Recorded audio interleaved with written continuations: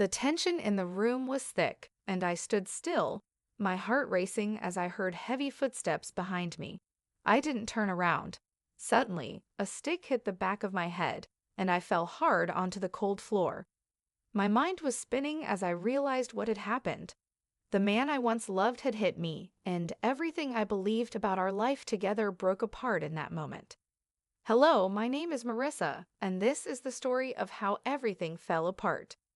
Before all of this, my life seemed normal. I was married to Luke, a man who, at first, made me feel loved and cared for. But things started to change not long after we were married. Luke became more controlling, always trying to claim what was mine. What my wife buys also belongs to me. If you can't accept that, then maybe we should get a divorce, he would say, as if everything I owned was somehow his by default. It started with small things. He'd give away gifts I bought for my parents to his family, as if they were his to give. I confronted him once, but he brushed me off, saying I was overreacting. Before I married Luke, my grandparents had given me a special gift, a piece of real estate. It was more than just property, it was a source of security. I was incredibly grateful for it, and when I shared my plans to use the income from it to help build a future for Luke and me, my grandparents grew concerned. Keep it a secret, they advised, even from your husband. Financial independence is important, no matter how much you love someone. At the time, I thought their advice was overly cautious, but I followed it nonetheless. My grandparents had always been wise, and they were right. That piece of real estate provided me with a steady passive income, something I would eventually come to depend on as Luke's behavior became more erratic. My grandfather passed away soon after the gift was given, and I held onto his advice tightly as my life with Luke slowly unraveled. The turning point came when I noticed a significant withdrawal from our joint account. I managed most of our finances since Luke often struggled to contribute consistently. But when I saw that $10,000 had been taken out, I felt a deep sense of dread. That evening, I confronted Luke. Did you take $10,000 out of our account? Luke didn't even flinch. Yeah, I lent it to my mom. She needed help. You didn't think to mention that to me, I asked, my frustration building. Luke shrugged as if it was no big deal. It's my money too. We have savings, and my mom needed help. What's the issue? The issue is that you didn't tell me. We're supposed to be managing this account together. If it was from your personal account, maybe that would be different, I said, trying to keep my voice steady. I couldn't believe how dismissive he was being. Luke frowned, his eyes narrowing. Fine, next time I'll tell you. Is that what you want? His tone was condescending, and it made me feel small. He turned and walked away, leaving me alone with my thoughts. This wasn't the man I had married. The Luke I had fallen in love with had valued my opinions, listened to me, and treated me with respect.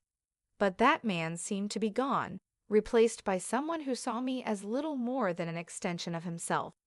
A few days later, I had to drop off a package at my in-laws' house. It had been mistakenly delivered to our home, and I figured I might as well return it. When I arrived, my mother-in-law, Karen, greeted me warmly. Thank you for bringing this, Marissa, she said, smiling. Why don't you come in for tea? I hesitated but didn't want to be rude, so I accepted her invitation. As I sat in their living room, I couldn't help but notice the array of luxury items scattered around. There were expensive cosmetics, designer clothes, and health products displayed as if they were prizes. My son bought these for me, Karen said proudly, her eyes gleaming. It was clear where the $10,000 had gone. I felt a knot form in my stomach. Luke had given away our money without even consulting me, and his mother had spent it on luxury goods.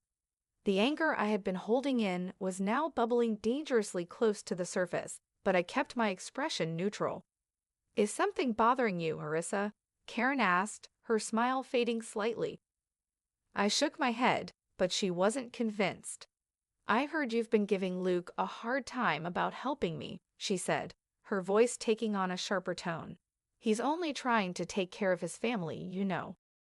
It was clear that Luke had painted himself as the victim, and now I was the villain in his family's eyes. The thought of divorce, which had been lingering in the back of my mind, was starting to feel like the only option. If I left Luke, I could move back to my parents' home in Greenville and start over. My parents' house was old, a two-story building that had once been the perfect family home. But as my parents grew older, it had become too big for them. I had been thinking for a while that they needed a smaller one-story home that would be easier for them to manage. I decided to call my parents and tell them what had been going on with Luke. They weren't surprised when I mentioned the possibility of divorce. "We've seen the signs," my mom said gently. "If you want to rebuild your life and help us with the house, we support you." Their words lifted a weight off my shoulders. I told them I would start planning the construction of a new home for them, using the income from the real estate my grandparents had left me. I promised to take care of everything. But when Luke found out, everything fell apart. Luke's face twisted with fury when I told him about my plans. "How dare you use our savings to build a house without telling me?" he yelled, slamming his fist onto the table with such force that the sound echoed through the room. His sudden anger caught me off guard, but I knew I had to stand my ground. "I didn't use our savings," I replied, my voice trembling but firm.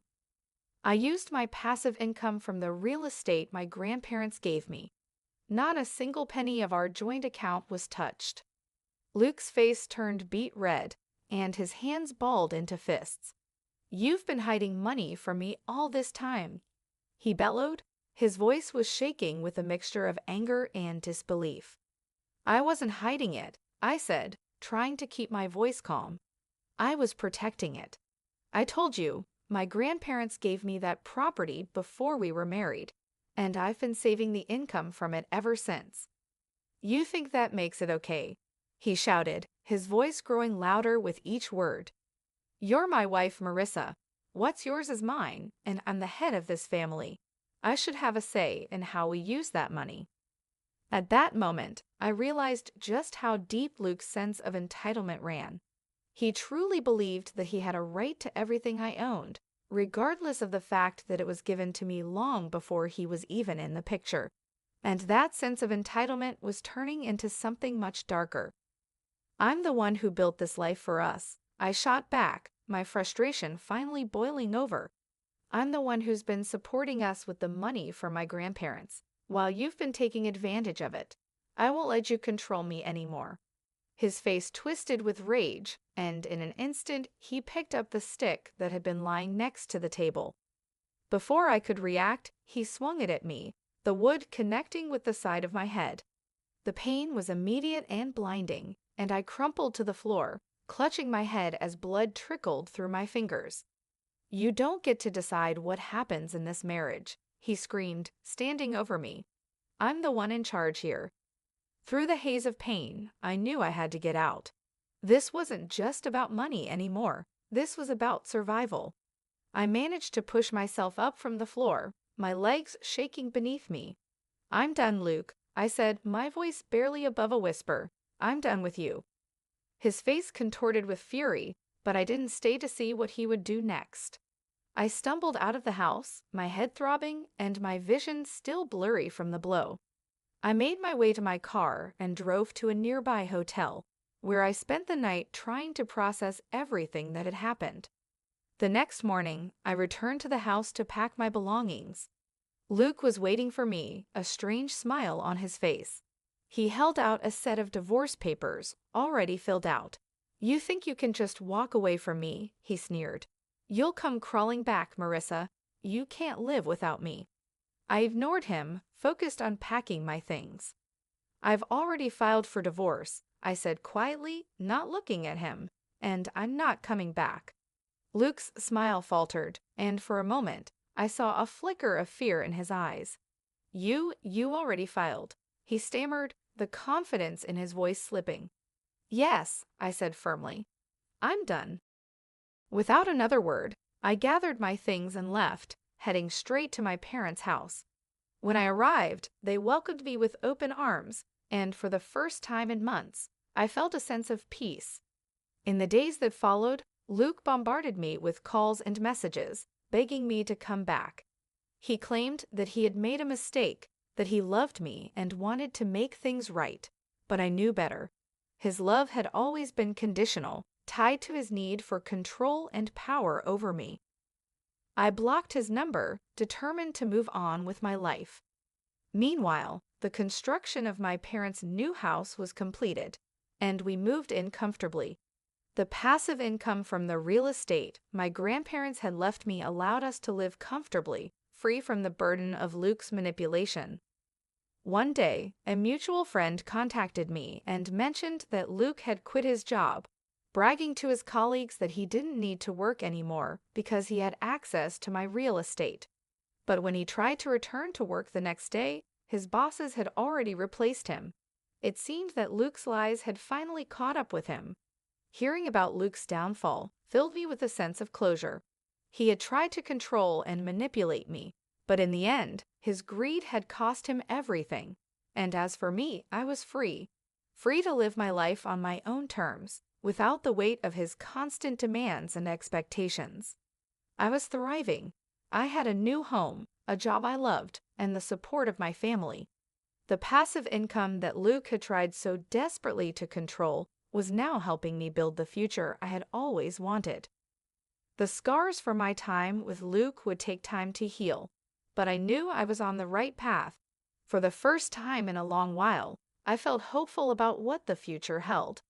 As the days passed, I found myself settling into my new life with a sense of peace I hadn't known in years. Living with my parents in the newly built house was more than just a fresh start. It was a chance to rebuild, to regain control of my life on my terms. The house was perfect, a cozy one-story home, carefully designed with my parents' needs in mind. It was everything I had hoped it would be. The layout was practical, and every detail had been thoughtfully planned to ensure my parents' comfort.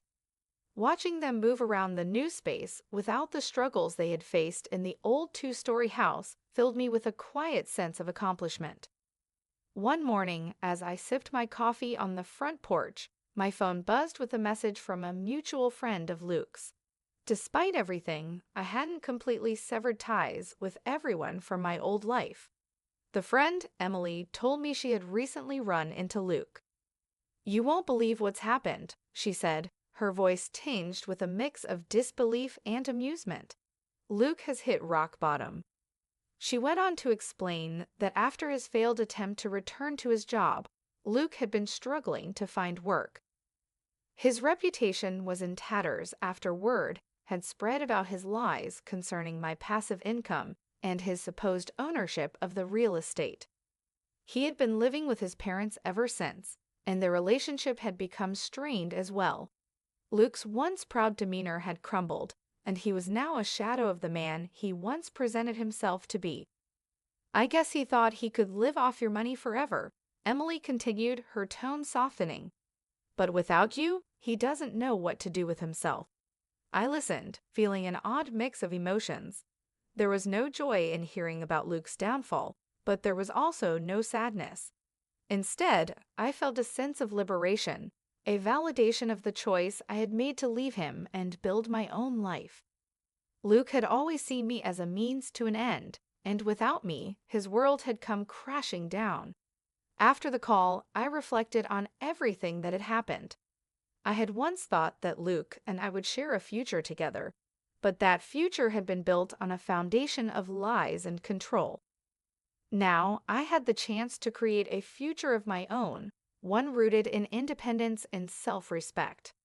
My days were filled with new purpose. I had found a job that I loved, one that allowed me to use the skills I had always been passionate about. My passive income from the real estate continued to support me and my parents, giving us the financial stability that Luke had tried to exploit. Occasionally, I would think back to my grandparents' advice. They had seen something in Luke that I hadn't, a selfishness, a greed that would one day rear its ugly head. Their wisdom had saved me from a life of dependence on someone who didn't truly care for me. Now, I was free to honor their legacy by using the gift they had given me to build the life I had always wanted. As the weeks turned into months, I slowly but surely healed from the emotional and physical scars Luke had left behind. The sense of betrayal and hurt began to fade, replaced by a renewed sense of strength. I no longer felt like a victim of Luke's manipulation. Instead, I felt empowered by the fact that I had taken control of my life and left behind a toxic relationship that no longer served me. One day, as I was organizing some old boxes, I came across a framed photograph of my grandparents. Looking at their smiling faces, I felt an overwhelming sense of gratitude. They had given me more than just financial support. They had given me the tools to protect myself from people like Luke. I owed them everything. Standing there, holding the photograph, I made a silent promise to myself and to them. I would never again let someone take advantage of me. I would live my life with purpose, independence, and the strength they had always believed I possessed. The next chapter of my life was just beginning, and for the first time in a long time, I was excited about the future. I had learned that true strength comes not from wealth or power, but from the ability to stand up for yourself and walk away when something no longer serves you.